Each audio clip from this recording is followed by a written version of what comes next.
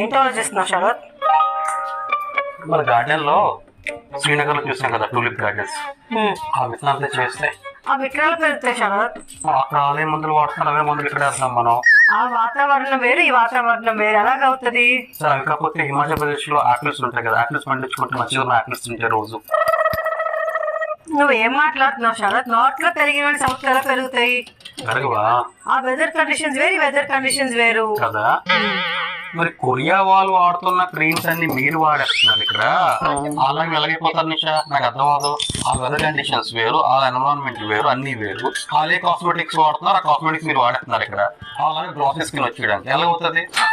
నేను ఇక్కడ కామర్స్ పనిచేద్దా మీకు? ప్రపంచం అంతా ఇండియా వైపు చూసి ఇండియా వాడుతున్న మన పాతకాల ఔషధాలు అన్ని వాళ్ళు పట్టుకెళ్తుంటే మనం ఇచ్చి కొరియా కానీ తిరుగుతున్నాం. చక్కగా ఇండియా ప్రొడక్ట్స్ వాడండి. Korea, Afghanistan, Israel